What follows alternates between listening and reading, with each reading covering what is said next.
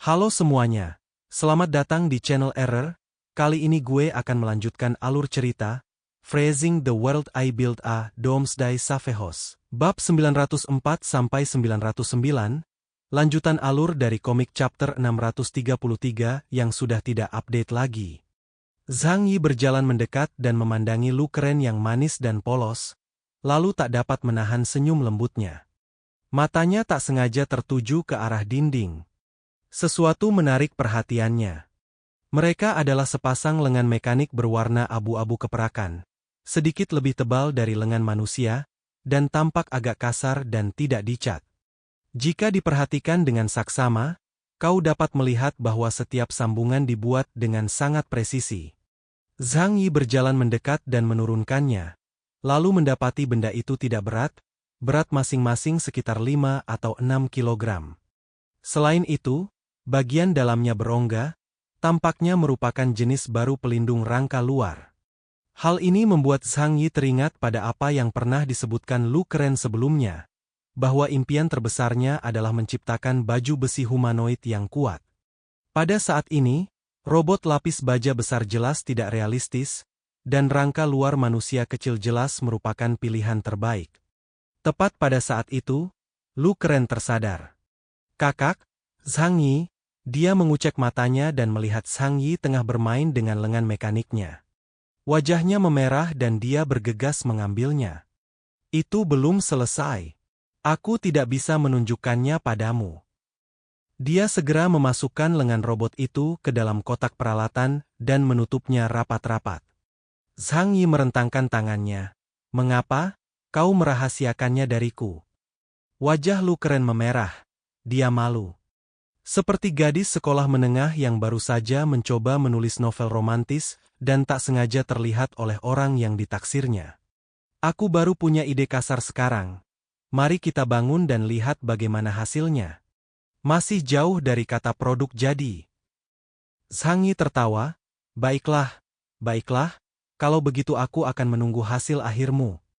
Ngomong-ngomong, jika kau membutuhkan bahan, beritahu aku dan aku akan meminta seseorang untuk mencarikannya untukmu. Rangka luar kecil ini tidak mengonsumsi banyak material. Setelah mendengar apa yang dikatakan Zhang Yi, Lu Keren tersenyum dan menjawab, "Terima kasih, Kakak Zhang Yi. Aku sudah menghubungi Xiao Honglian, Xing Tian, dan Chen Jingguan, dan mereka semua sangat kooperatif denganku. Kami hanya membongkar 2 kapal perang dan puluhan tank." Senyum Zhang Yi membeku di wajahnya. "Baru saja. Membongkar 2 kapal perang dan puluhan tank? Apakah kau akan membuat rangka luar mekanis atau pesawat terbang?" Lu Keren berkata dengan lemah, "Aku ingin membuat baju besi rangka luar yang dapat beradaptasi dengan suhu serendah 100 derajat Celcius. Bahan intinya harus berupa logam terbaik. Baja biasa sama sekali tidak cocok untuk digunakan dan harus diperoleh dari inti peralatan militer." Dia menatap Zhang Yi dengan mata polosnya. "Kakak, bukankah kau mengatakan bahwa kau akan melakukan yang terbaik untuk mendukungku?" Zhang Yi terdiam. "Hehe, ini hanya beberapa kapal perang dan tank, kau bisa membongkarnya sesuka hati. Asalkan cukup untuk kau gunakan." Semua orang tahu, hanya ada 5 kapal perang yang tersisa di pangkalan Chaoyu. Lu Keren bertepuk tangan dengan gembira dan berkata, "Aku tahu kamu yang terbaik, saudaraku. Nah, sekarang setengah dari bahannya sudah siap." Zhang Yi hampir jatuh ke tanah. "Setengahnya? Baiklah, aku akan mencari cara agar kau bisa memperbaiki setengah sisanya." Meskipun sedikit menyakitkan, Zhang Yi memiliki keyakinan besar pada kemampuan Lu Keren. Dan dia juga mengerti, seperti yang dikatakan Lu Keren, di zaman es, produk mekanis rentan terhadap berbagai kegagalan dan sangat sulit digunakan. Dengan kemampuan Lu Keren, ia tentu ingin membangun satu set baju zirah luar yang terbaik. Dia adalah seniman mekanik yang memiliki tuntutan sangat tinggi terhadap karyanya, dan selalu berusaha mencapai kesempurnaan. Zhang Yizhen menantikan hal apa saja yang dapat ia ciptakan. Jika efeknya bagus, mungkin beberapa unit lagi dapat diproduksi sehingga dia dapat mencobanya. atau memberikannya kepada Paman Yu dan Fatisu untuk digunakan juga. Ngomong-ngomong, bagaimana perlengkapanku? Zhang Yi bertanya, dia hendak keluar. Lu Keren buru-buru mengeluarkan peralatan bela diri Zhang Yi. Baik Thunderbolt maupun White Owl telah disetel ulang, stabilitasnya telah ditingkatkan, dan jangkauannya juga telah ditingkatkan. Selain itu, keduanya telah menjalani perawatan menyeluruh. Dan perubahan terbesarnya ada pada seragam tempur. Setelan tempur yang dirancang sebelumnya tidak mempertimbangkan peperangan laut. Selama periode ini, aku pikir kau akan membutuhkannya suatu hari nanti. Jadi aku menambahkan perangkat propulsi bawah air, ruang penyimpanan oksigen terkompresi, dan sistem tahan tekanan. Dan mereka juga menambahkan torpedo mini ke senjata mereka. Lu Keren mengangkat lengan baju tempurnya dan perlahan menekan tombol, memperlihatkan 10 torpedo mini di bawahnya. Panjangnya sekitar 10 cm dan diameternya 10 mm. Selain itu, ada sekotak 1000 torpedo cadangan. Zhang Yi sangat gembira saat melihat benda ini. Kali ini ketika ia pergi ke laut dan berhadapan dengan naga sirip, ia malah pusing karena tak memiliki persenjataan dan perlengkapan tempur bawah air. Kalau saja benda semacam ini sudah ada sebelumnya, dan digunakan dengan kemampuan khususnya, meskipun itu hanya sebuah torpedo mini, daya hancur yang ditimbulkannya pasti tak akan kurang dari torpedo berkecepatan tinggi biasa. Lu Keren sangat perhatian dan pasti mengkhawatirkannya sepanjang hari, jadi dia dengan hati-hati membuat rencana perbaikan. Terima kasih, Keren, aku sangat menyukai modifikasi darimu. Zhang Yi tersenyum gembira. Lu Keren menundukkan kepalanya dengan malu-malu, memainkan punggungnya dengan 10 jarinya. Aku senang jika kau suka. Zhang Yi berpikir sejenak dan berkata, jangan khawatir, aku pasti akan membangunkanmu kapal perang tercanggih dan membongkarnya untukmu. Zhang Yi punya firasat. Kalau dia mau pergi ke lembah kabut di Pulau Bintang untuk mencari esensi dewa, cepat atau lambat dia akan berbenturan dengan kekuatan maritim di wilayah lautan. Armada Laut Columbia, Angkatan Laut Marley, Pasukan Bela Diri Maritim Negara Neon. Saat itu, dia pasti akan memberikan kejutan kepada orang-orang itu sebagai ucapan terima kasih karena telah menimbulkan masalah bagi Zhang Yi selama pelayarannya. Zhang Yi menyimpan perlengkapan militernya, lalu kembali berganti ke seragam tempurnya. Setelah memastikan tidak ada yang salah dengan tubuhnya, ia meninggalkan tempat penampungan dan menuju Laut Cina Selatan. Namun seperti kata pepatah, manusia berencana, Tuhan yang menentukan. Lagi pula, Zhang Yi tidak mampu mempertimbangkan semua situasi. Beberapa kecelakaan juga terjadi di perairan selatan.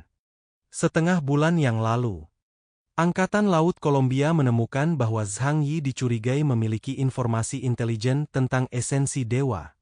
Laksamana Douglas secara pribadi memerintahkan untuk menangkap Zhang Yi hidup-hidup dengan segala cara. Namun, karena respon tepat waktu dari wilayah Laut Cina Timur, Angkatan Laut Columbia dibatasi dan tidak dapat menyisihkan banyak tenaga untuk memburu Zhang Yi.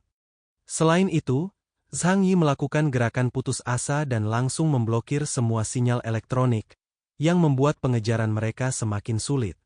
Pada saat ini, Armada Laut Columbia mengadopsi metode lain, yaitu mengeluarkan hadiah. Selain perairan laut, ada juga perairan selatan, lautan berbintang, dan bahkan perairan tenggara yang mengelilingi perairan teritorial negara bagian Huasu. Semua pasukan, besar dan kecil, menerima dokumen resmi dari Armada Laut Columbia. Selama mereka menemukan kapal dari kerajaan Huasu, mereka akan menerima hadiah yang sangat besar jika mereka dapat menangkap orang-orang di kapal hidup-hidup dan menyerahkannya kepada Angkatan Laut Columbia. Sekalipun Anda hanya memberikan informasi, Anda akan mendapat imbalan besar setelah informasi itu dikonfirmasi. Raja Laut Berbintang, Bajak Laut Tianlong, yang terletak di bagian selatan perairan teritorial Huasu, juga menerima hadiah ini. Setelah menerima perintah hadiah dari Angkatan Laut Columbia, Raja Naga tidak ragu-ragu dan segera memerintahkan ke-6 armada di bawah komandonya untuk keluar dan mencari lokasi kapal kerajaan Huasu. Dalam pertempuran laut kemarin lusa, divisi keempat bajak laut Tianlong musnah total. Setelah itu, distrik Jiangnan bergabung dengan distrik laut Cina Timur untuk membersihkan bajak laut Tianlong. Dan pada waktu berikutnya, tim Rose dari distrik Jiangnan memasuki Laut Berbintang, mulai memburu bajak laut Tianlong, dan mencoba menemukan lokasi Pulau Tianlong. Hal ini memaksa Raja Naga yang terkenal bersembunyi di bunker sepanjang hari. Dia tidak takut pada tim Rose. Tetapi begitu posisi mereka terbongkar, Dewa Kematian Cinta distrik Jiangnan akan turun ke atas mereka dalam waktu 1 menit. Bahkan sebagai penguasa Laut Berbintang, dia akan direduksi menjadi abu oleh master bela diri seperti itu.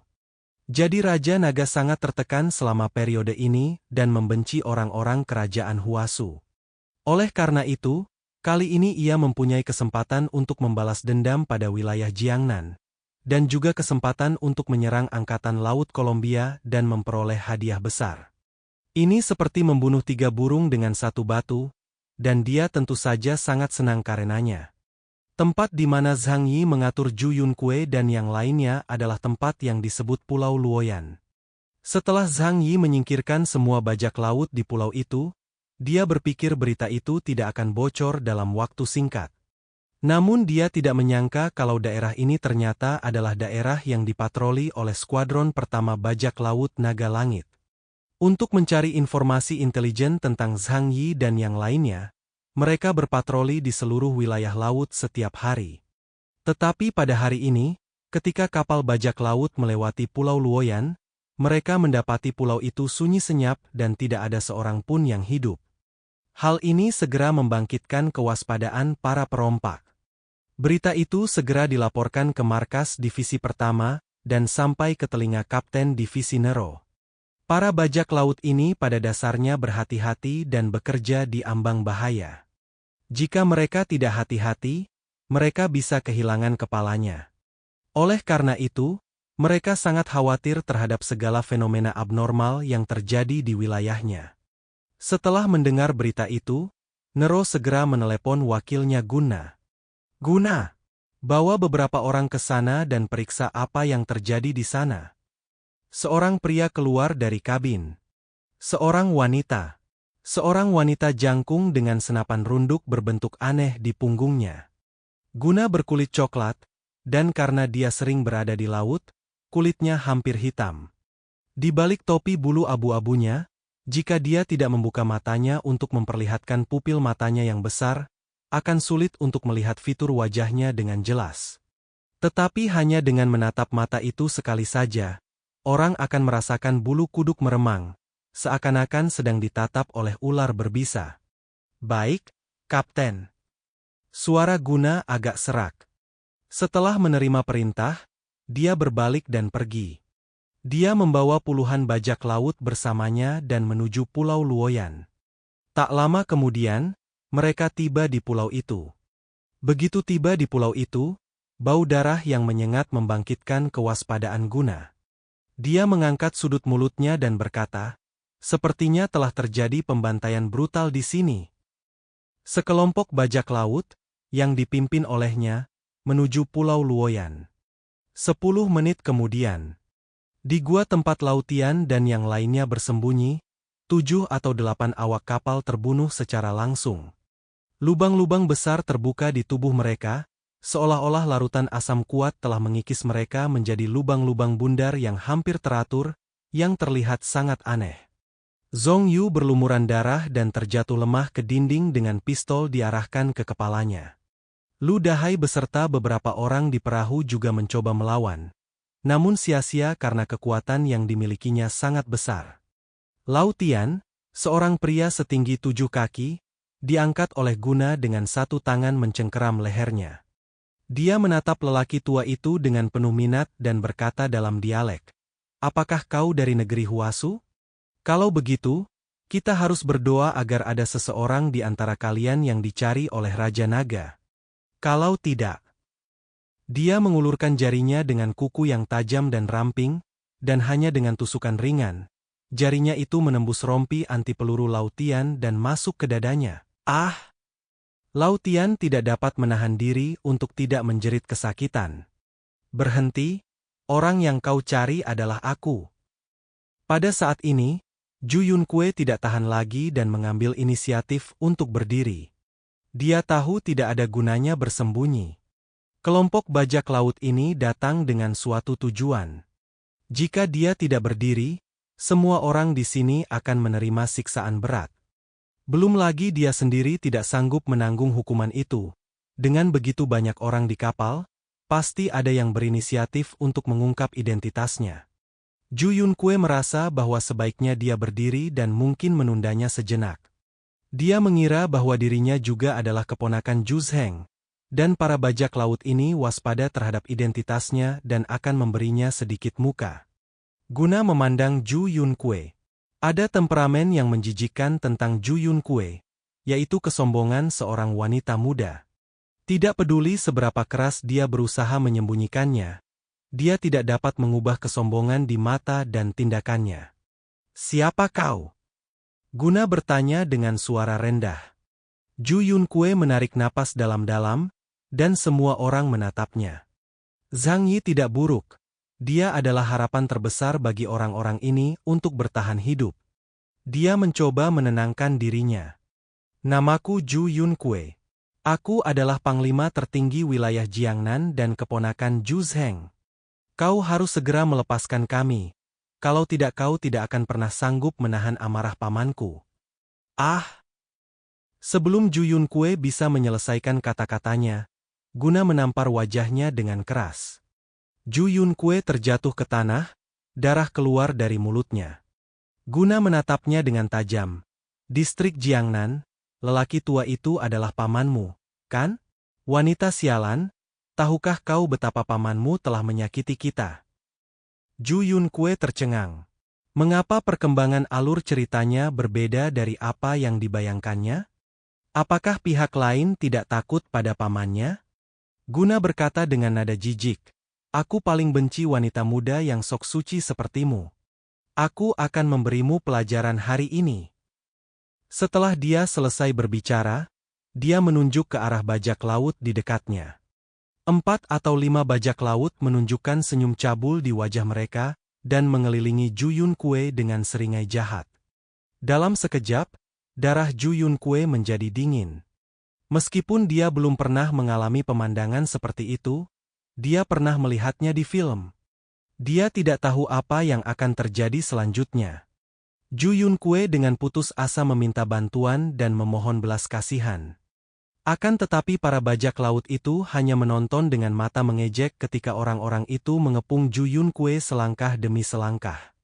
Meskipun penumpang lain di kapal merasa kasihan dengan apa yang terjadi, mereka ditodong senjata dan kekuatannya sangat berbeda. Kalau mereka tergesa-gesa maju untuk menjadi pahlawan, mereka sama saja dengan mencari kematian. Jadi mereka hanya bisa menundukkan kepala dan tidak menonton adegan ini. Zhu Yunkue meratap dan menangis putus asa, dan pakaiannya dengan cepat dirobek-robek oleh para bajak laut. Dia ingin mati. Namun, tepat saat mereka hendak mengambil langkah terakhir, Guna memarahi mereka dengan kasar. Para perompak segera menghentikan apa yang mereka lakukan dan kembali ke posisi mereka. Guna menatap Zhu Yunkue, yang matanya telah kehilangan kilaunya dan tampak putus asa, dan senyum mengejek namun bahagia muncul di bibirnya. Melihat seorang wanita muda yang sombong disiksa sampai pingsan membuatnya sangat gembira. Namun sebagai kader bajak laut, dia tahu nilai keponakan panglima tertinggi wilayah Jiangnan, dan mustahil baginya untuk mendapat masalah di sini. Selama aku membuatnya takut, dia akan patuh dan patuh, apapun yang kau minta selanjutnya. Bagaimana pepatah itu berlaku? Berikan pukulan terlebih dahulu, lalu ajukan semua pertanyaan. Guna sedang dalam suasana hati yang sangat baik hari ini. Awalnya saya pikir mereka hanya menangkap sekelompok bajak laut yang terdampar di luar. Namun tanpa diduga, ia menangkap seekor ikan besar. Komandan wilayah Jiangnan dan keponakan Zhu Zheng pasti bisa dijual dengan harga bagus. Barangkali, orang Huasu yang diminta Raja Naga untuk ditangkap adalah dia. Untuk mempertimbangkan tingkat hubungan ini, Guna tidak membunuh orang-orang yang tersisa, tetapi meminta orang untuk menjaga mereka di sini. Kemudian Guna membawa Ju Yunkue kembali ke kapal Nero dan melaporkan hal ini kepadanya. Ju Yunkue dilempar di depan Nerute seperti kantong sampah olehnya. Dia menjerit dan melihat sekeliling dengan panik.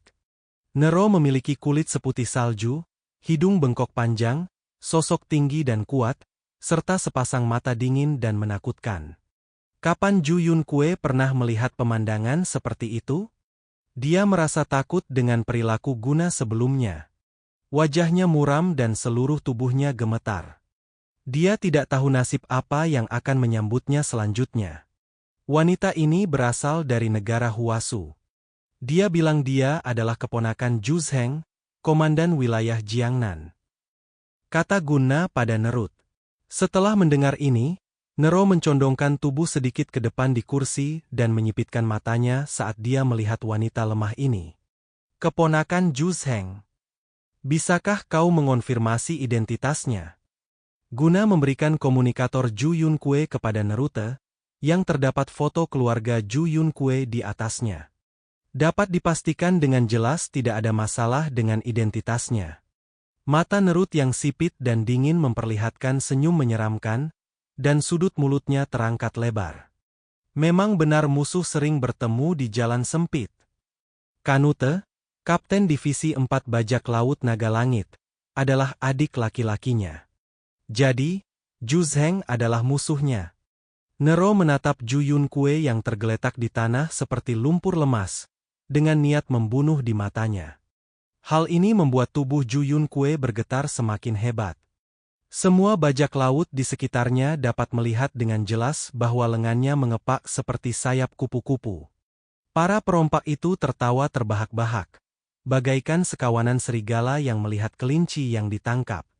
Nero berkata dengan suara berat, "Tidakkah kau menemukan mutan? Dan mereka adalah mutan yang kuat." Dia tidak melupakan perintah Raja Naga. Hadiah besar Angkatan Laut Columbia diberikan untuk mutan yang memiliki kekuatan luar biasa. Konon katanya orang itulah yang menenggelamkan kapal penjelajah Angkatan Laut Columbia dan membunuh lebih dari 100 prajurit Angkatan Laut elit, termasuk 2 mutan tingkat Delta.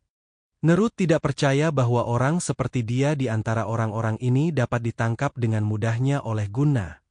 Guna berkata, hanya ada satu mutan di antara mereka, dan kekuatannya sangat lemah. Dia sampah dengan kekuatan tempur hanya di level beta. Mata Nero menyipit, dan dia langsung merasa ada sesuatu yang salah. Apakah kau menangkap orang yang salah? Tidak, itu tidak mungkin. Nerote segera menyadari bahwa mereka tidak menangkap orang yang salah. Bagaimana mungkin keponakan Panglima tertinggi wilayah Jiangnan mempertaruhkan nyawanya sendirian dan datang ke Laut Berbintang? Mutan yang kuat itu pasti bersamanya. Aku tidak tahu kenapa, jadi kita tidak akan bersama untuk sementara waktu. Nerute ingin meninggalkan tempat itu dan berjalan meninggalkan kursi. Hanya ketika dia berdiri, orang-orang dapat melihat betapa tingginya dia. Tingginya sendiri sekitar 2 meter. Tubuhnya yang kekar penuh dengan otot. Bertahun-tahun bertempur di laut telah memberinya fisik yang kuat. Langkah kaki yang berat itu membuat Ju Yunkue merasa ketakutan. Dia kebingungan saat ini, tidak tahu apa yang akan dilakukan para bajak laut di depannya itu kepadanya. Yang membuatnya paling terpukul adalah pakaiannya yang telah lama robek-robek, dan hanya mampu menutupi sebagian tubuhnya saja. Rasa dingin, malu dan putus asa hampir membawanya ke titik pingsan. Apa yang akan kau lakukan? Dia menatap Nerute dengan gemetar, dan tidak ada lagi nada arogansi dalam suaranya, yang ada hanya permohonan dan kerendahan hati. Nerut berjongkok dan menatap matanya yang lemah. Sekarang, ceritakan secara rinci mengapa kau pergi ke laut. Dan di mana mutan kuat itu bersamamu? Dia mengangkat tangan kanannya, mendekatkan jari telunjuk dan ibu jarinya, dan dengan serangkaian suara, berderak. Arus listrik putih bersih tiba-tiba meledak di dalam kabin. Lalu terdengar teriakan Ju Yunkue. Arus listrik yang kuat mengalir melalui tubuhnya, dan dalam sekejap, Asap hijau keluar dari tubuhnya. Arus hangat perlahan muncul dari bagian bawah tubuh, disertai bau yang tidak sedap. Di bawah sengatan listrik Nero, tubuhnya terikat tak terkendali. Suara tawa di sekelilingnya bertambah keras, bagaikan jarum yang menusuk telinga Ju Yunkue. Jangan khawatir, kau bisa menjawabnya dengan perlahan. Aku punya banyak waktu. Senyum Nero bagaikan senyum setan. Tidak, tidak, tidak, tidak. Aku akan menceritakan semuanya padamu. Mata Ju Yunkue linglung, dan dia hampir gila saat ini. Dia akan melakukan apa saja asalkan dia tidak lagi harus menanggung siksaan itu. Pada suatu saat, ia seakan teringat sesuatu yang pernah dilupakannya. Tidak lama setelah dia pergi ke laut, dia melihat sekelompok wanita ditawan oleh bajak laut. Dia mengingat bagaimana wanita-wanita itu disiksa pada akhirnya. Hari pertama, Zhang Yi membuat semua persiapan yang diperlukan, lalu meninggalkan Tianhai dan menuju Pulau Luoyan. Kekuatan kemampuan spasialnya menjadi semakin menonjol seiring meningkatnya indeks kemampuannya. Meskipun dalam hal kemampuan ofensif, sistem spasial tidak memiliki keunggulan absolut. Namun dalam hal kelengkapan, Zhang Yi belum bertemu siapapun yang lebih baik darinya sejauh ini. Ambil kemampuan perpindahan sederhana sebagai contoh. Lompatan spasial dapat mengabaikan beberapa rintangan fisik dan menyelesaikan lintasan dalam jarak 1000 meter. Metode ini tidak bergantung pada teknologi modern apapun, dan bahkan teknologi militer yang paling canggih pun tidak dapat mendeteksi keberadaannya.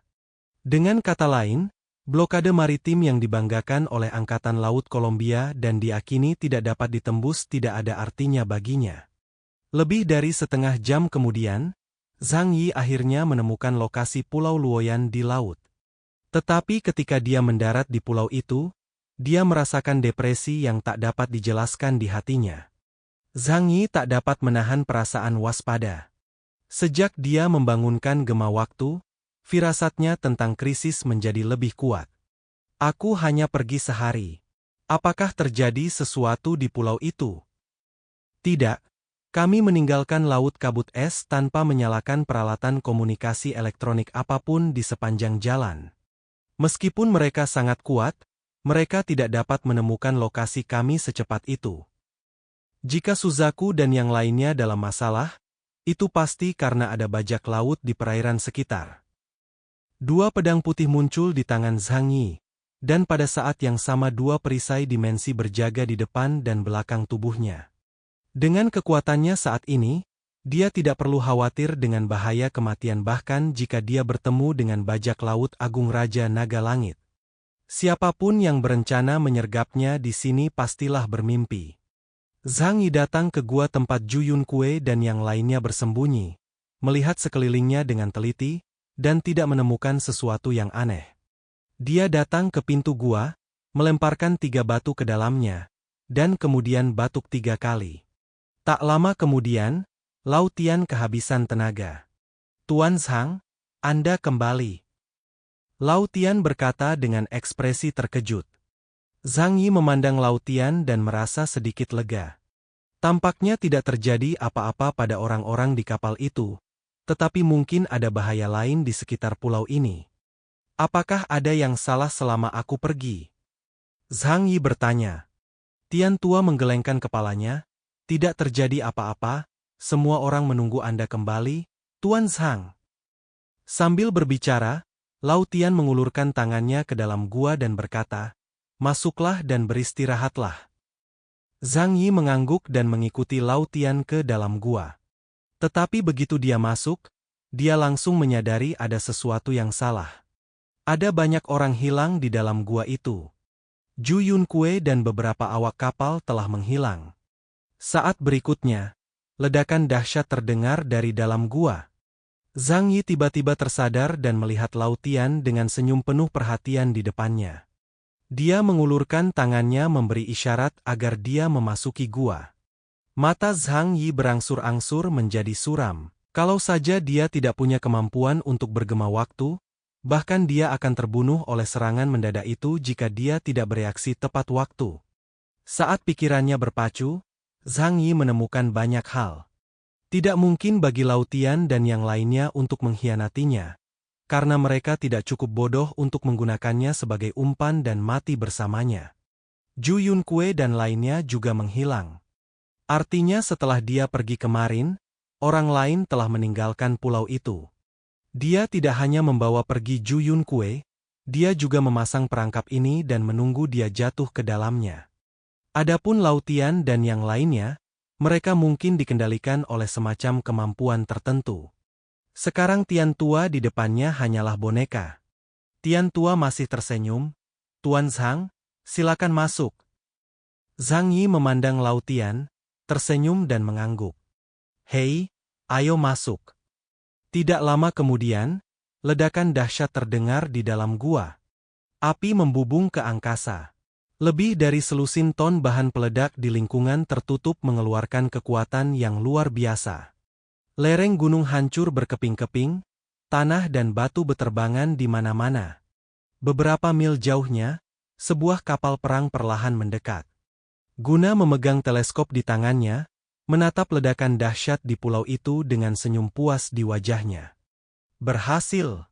Bahkan mutan Delta Class tingkat atas akan kesulitan bertahan hidup setelah menahan kekuatan puluhan ton bahan peledak. Orang itu akan kehilangan separuh nyawanya bahkan jika dia tidak mati. Dia melambai pada bajak lautnya dan memerintahkan mereka untuk pergi ke darat untuk diperiksa. Para bajak laut melolong dan bergegas ke Pulau Luoyan dengan perahu kecil. Namun beberapa menit kemudian, teriakan pendek mereka terdengar melalui komunikator. Tidak ada ekspresi terkejut di wajah Guna.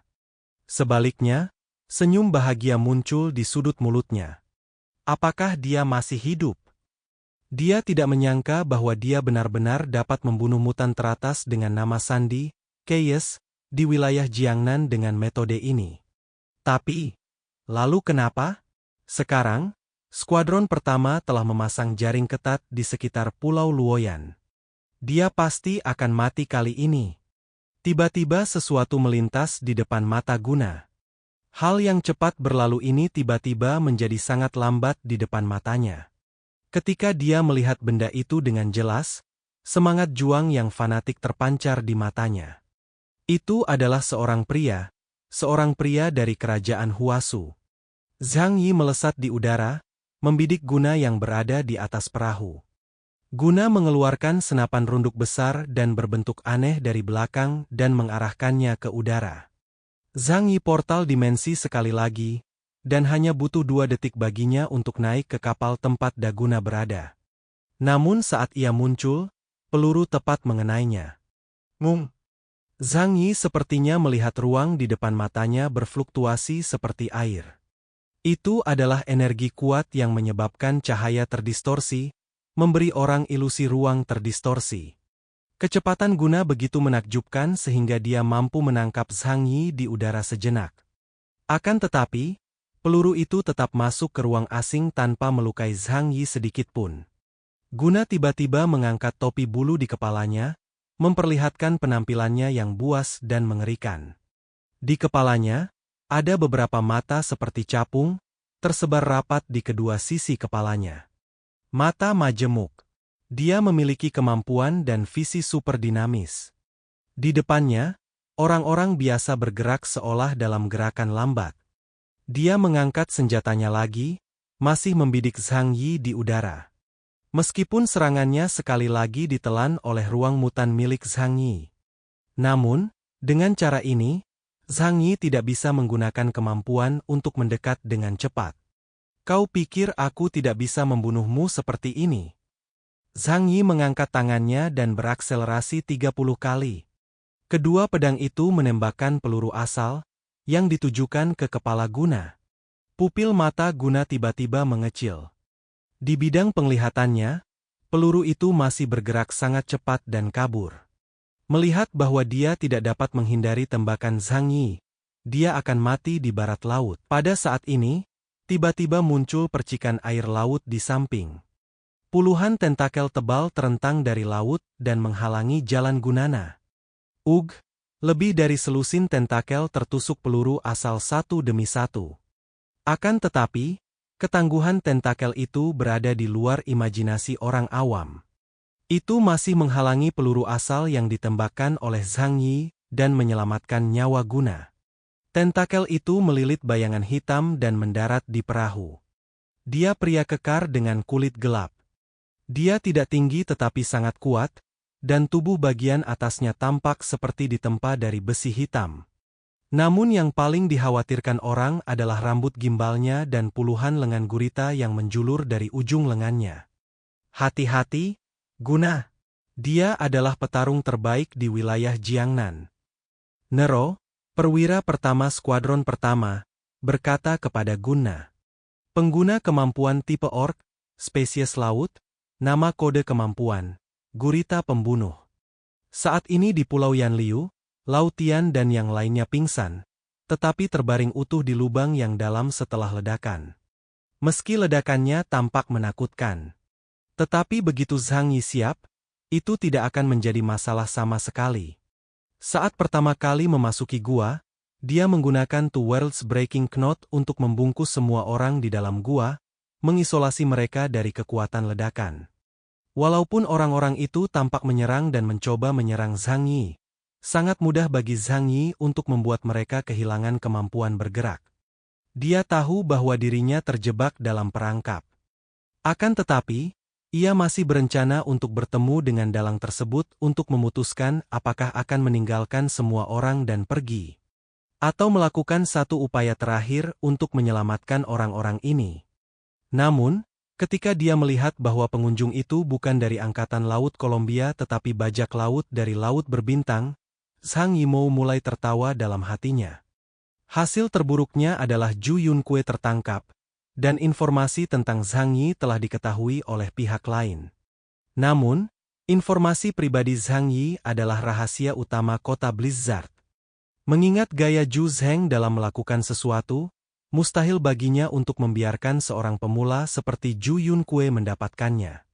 Terlebih lagi, kota Blizzard tidak mengetahui semua rahasia inti Zhang Yi.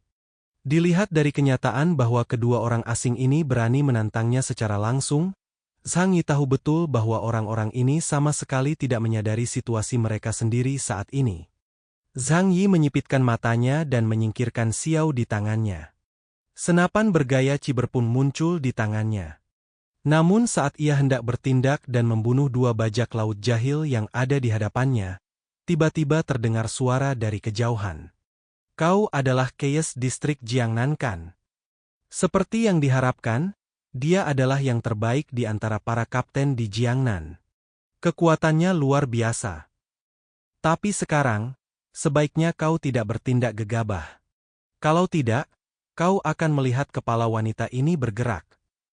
Zhang Yi melihat ke arah sumber suara. Sebenarnya dia sudah merasakan kehadiran kapal itu.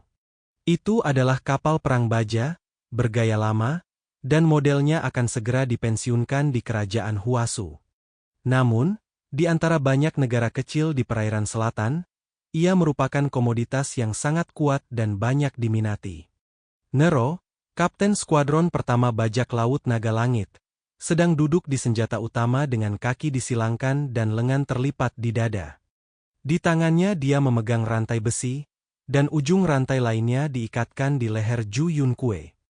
Pada saat ini, Zhu Yunque sedang tergeletak di geladak bagaikan seekor anjing mati, terengah-engah, dengan sorot mata kosong, seakan-akan dia telah dipukuli sampai mati. Zhang Yi menyipitkan matanya sedikit. Dia dapat merasakan bahwa orang di depannya pastilah sangat kuat. Tidak banyak orang yang bisa menyebut nama sandinya dan tetap tenang dan kalem. Apakah kau Raja Naga? Zhang Yi juga tidak pergi menemui Zhu Yunque. Meskipun dia berjanji pada Lao Ju untuk melindunginya, menunjukkan kekhawatiran berlebihan saat ini hanya akan membatasi tindakannya. Paling buruknya, Zhu Yunque akan benar-benar mati, dan Zhang Yi kemudian akan meminta maaf kepada Zhu Zheng. Karena dia sudah meminta maaf, Zhu Zheng merasa malu untuk menyalahkannya. Nerote menggelengkan kepalanya. Tidak, meskipun kau agak terkenal, Raja Naga tidak layak mengambil tindakan sendiri.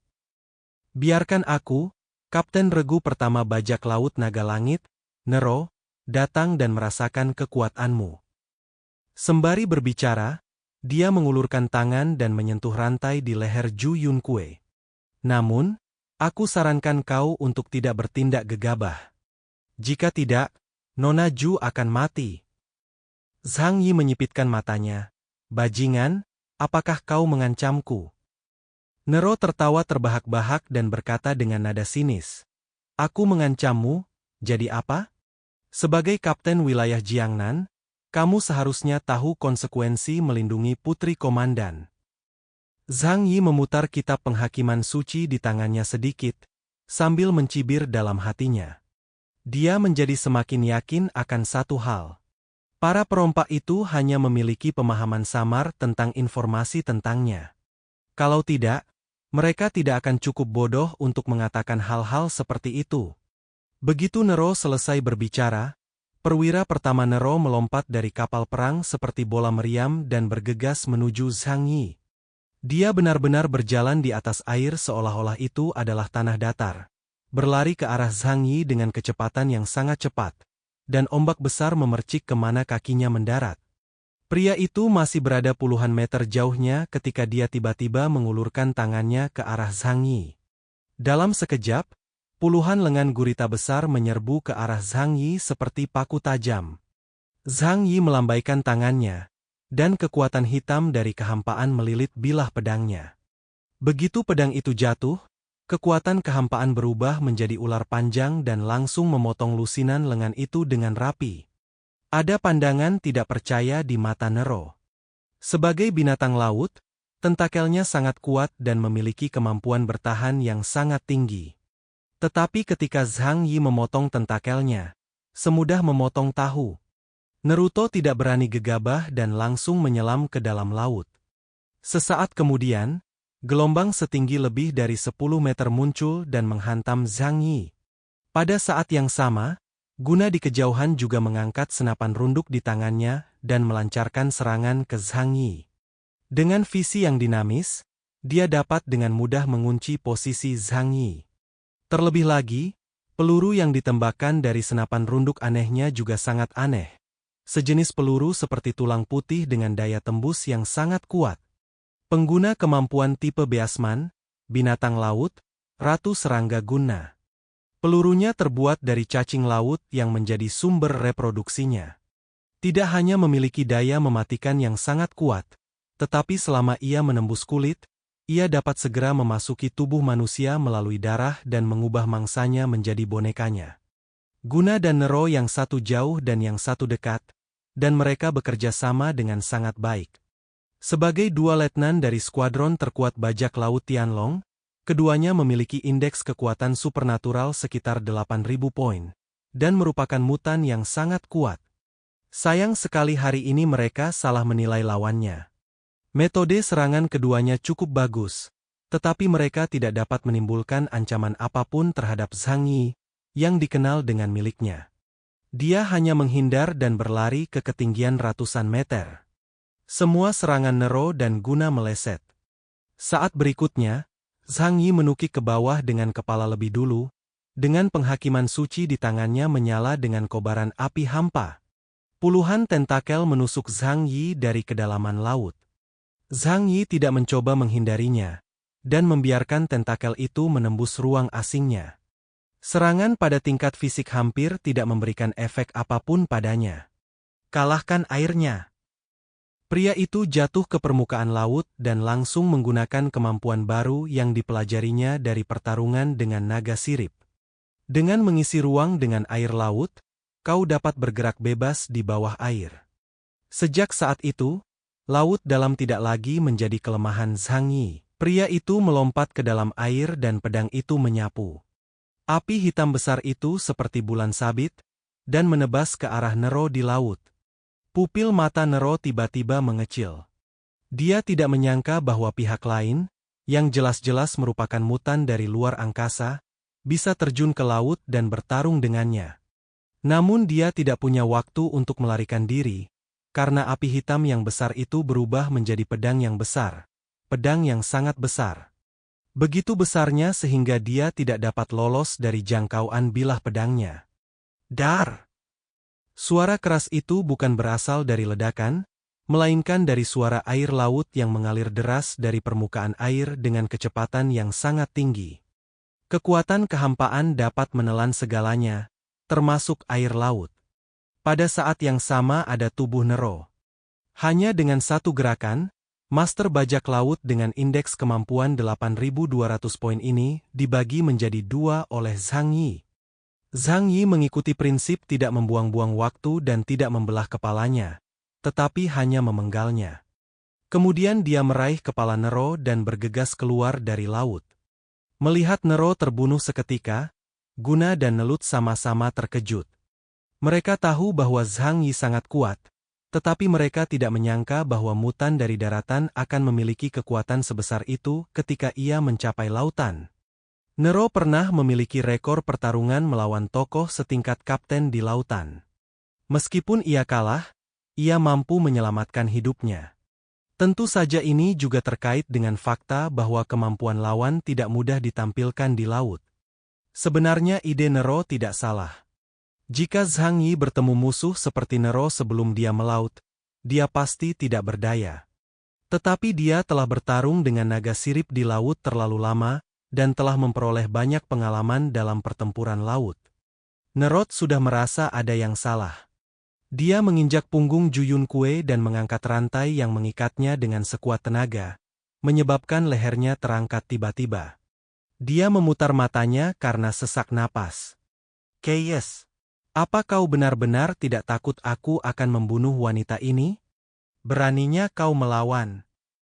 Zhang Yi menatapnya dengan mata tanpa emosi dan berkata dengan dingin, "Bahkan jika dia meninggal, kaulah yang membunuhnya.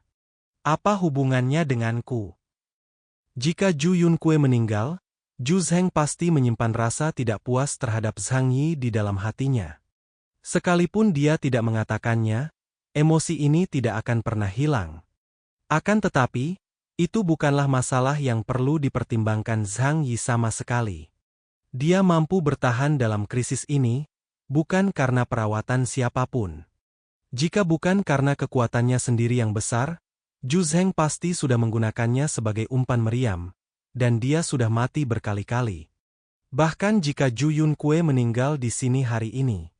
Selama Ju Zheng membutuhkan bantuan Zhang Yi, dia akan tetap bersikap sopan padanya. Zhang Yi memikirkannya dengan jernih. Setelah membunuh Nero, dia langsung berniat membunuh Guna. Dalam pertempuran tingkat ini, Nero tidak mengusir bajak laut lainnya. Karena tidak peduli berapa banyak bajak laut biasa yang datang, mereka akan mati. Zhang Yi membunuh Guna, langkah selanjutnya adalah membunuh Nero.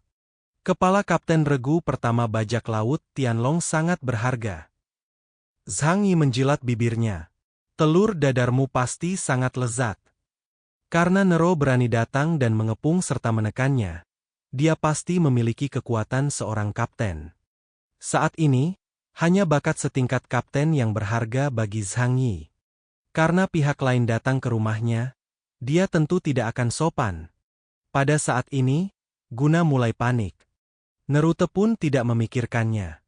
Zhang Yi sama sekali tidak menganggap serius Ju Yunkue.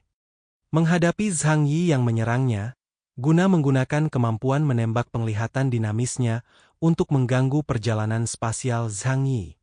Pada saat itu, dia membuka mulutnya, dan tenggorokannya bergerak beberapa kali seolah-olah dia sedang memuntahkan makanan, dan dia benar-benar memuntahkan sekumpulan cacing putih dari perutnya. Serangga-serangga itu berbentuk seperti pesawat ulang-alik dan terbang ke arah Zhang Yi dari udara tipis. Hamparan salju putih yang luas menghalangi penglihatan Zhang Yi. Dia mengayunkan pedang di tangannya, dan Void Flame menyapu serangga di depannya. Guna sudah menyelam ke dalam air dan keberadaannya tidak diketahui. Pada saat ini, Nero menyadari bahwa keadaan menjadi tidak terkendali dan memutuskan untuk menggunakan gerakan kejam terakhirnya. Dia meraih kepala Ju Yunkue dan mengangkatnya. Kemudian Nero berteriak pada Zhang Yi, "Kekacauan! Karena kamu tidak peduli dengan hidup atau mati wanita ini, maka lihat saja dia mati."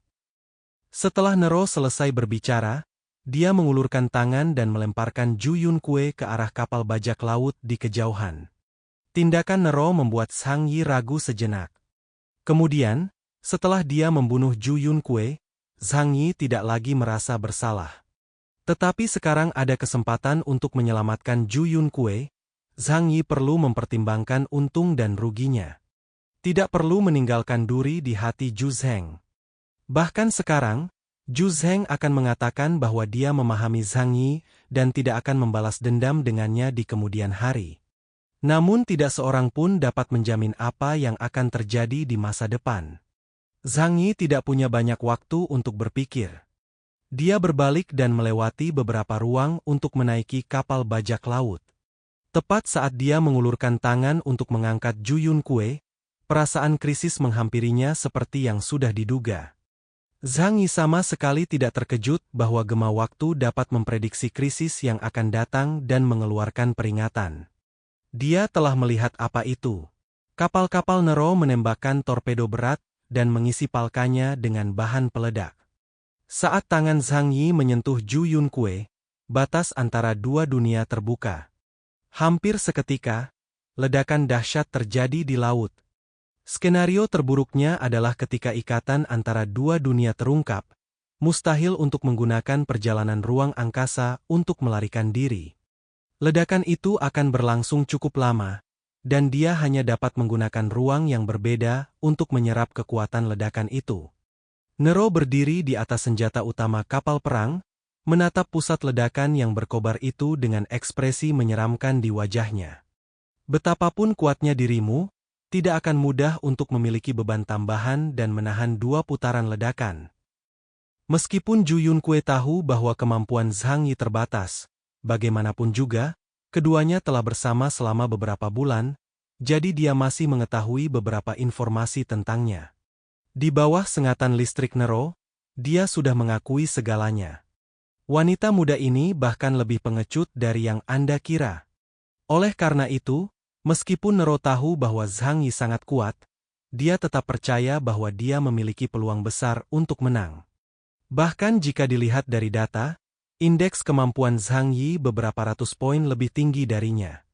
Namun, orang-orang yang benar-benar praktis mencibir apa yang disebut indeks kekuatan supranatural. Ketika menghadapi musuh di tempat, faktor yang memengaruhi lebih penting daripada indeks kemampuan itu sendiri.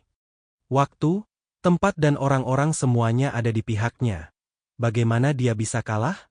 Namun ada satu hal yang tidak diketahui Nero. Melihat seluruh wilayah Jiangnan, Zhang Yi adalah yang paling unik. Mutan lainnya mencoba segala cara yang mungkin untuk meningkatkan kekuatan kemampuan mereka sehingga mereka dapat mengalahkan lawan mereka lebih cepat. Hanya Zhang Yi yang tidak begitu tertarik mengalahkan orang lain, tetapi hanya memikirkan bagaimana untuk bertahan hidup. Ini juga menimbulkan berita aneh bahwa indeks kemampuannya adalah 9.700 poin, indeks serangannya 9.400 poin, tetapi indeks pertahanannya bisa mencapai 12.000 poin. Naruto belum pernah melihat mutan yang begitu pengecut, terutama yang begitu pengecut namun begitu kuat.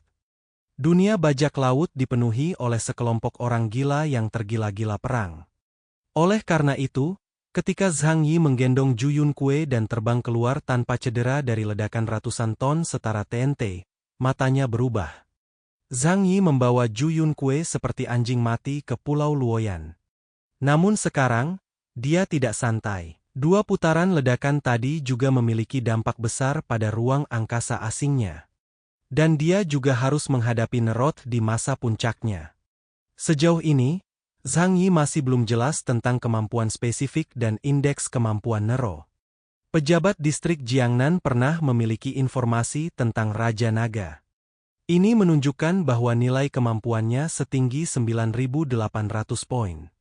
Sebagai kapten tim, poin tertinggi Nero tidak dapat melebihi 9.500 poin, yang lebih rendah dari poin Zhang Yi saat ini yang sebesar 9.700. Selain itu, Zhang Yi lebih baik dalam bertahan. Pada saat ini, Zhang Yi mempertimbangkan situasi dan berpikir bahwa dia masih dalam posisi yang menguntungkan. Meskipun peluang menang hanya 95%, kita masih bisa berjuang. Zhang Yi merasa indeks kemampuan khusus Nero sekitar 9.500 poin. Faktanya, indeks kemampuan khusus Nero hanya 9.300 poin. Namun, Nero percaya bahwa indeks kemampuan Zhang Yi sekitar 9.500, dan dia telah mengambil inisiatif di medan perang dengan mengandalkan keunggulan medan dan gerakan pertama.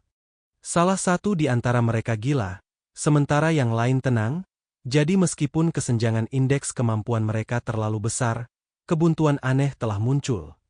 Nero memutuskan untuk mengambil inisiatif. Zhang Yi sedang memegang burung skylark merah di tangannya. Nero berpikir hal itu akan membuat Zhang Yi takut bertindak gegabah dan akan menjadi beban bagi Zhang Yi. Sekaranglah saat yang tepat untuk bertindak. Guna! Nero berteriak. Di dalam air laut, wajah Guna perlahan mengapung dan dia berubah ke wujud aslinya. Itu adalah serangga aneh, tubuh bagian bawahnya berbentuk krustasea dengan ratusan kaki, tetapi tubuh bagian atasnya berbentuk manusia. Dikombinasikan dengan ratusan mata majemuk di kepalanya, dia terlihat sangat aneh dan menyeramkan. Senapan runduk di tangannya adalah bagian dari tubuhnya, terhubung ke sarang serangganya, dan diarahkan ke Zhang Yi di udara.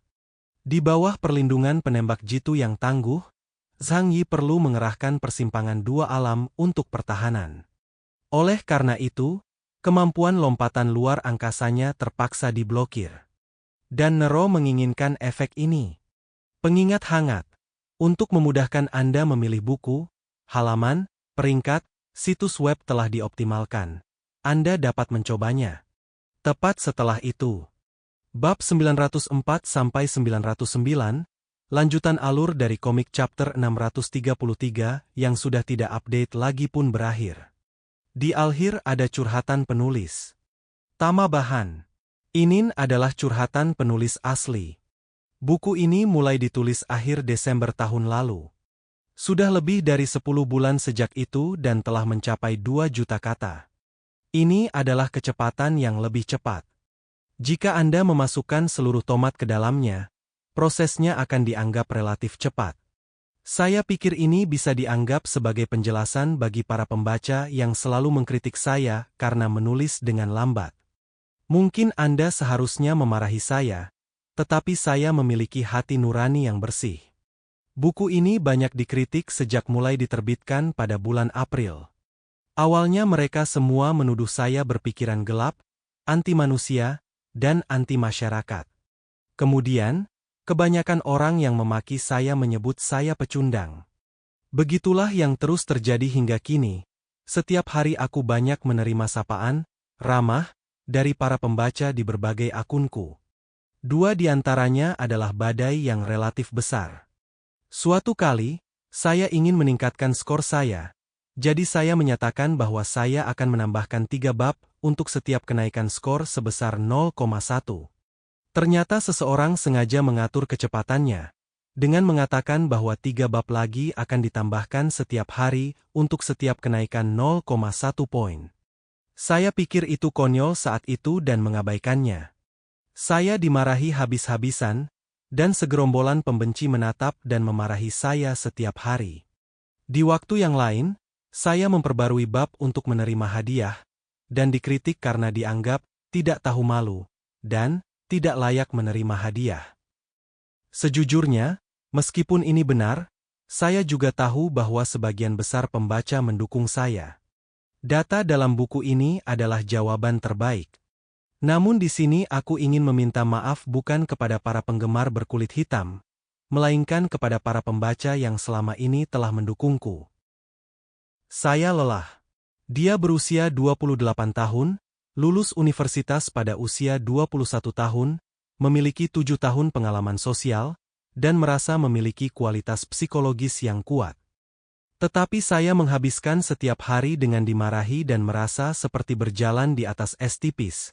Sedemikian rupa sehingga saya. Jangan lupa klik tombol like dan tinggalkan komentar guys. Jangan biarkan kolom komentar kosong. Itu aja, terima kasih.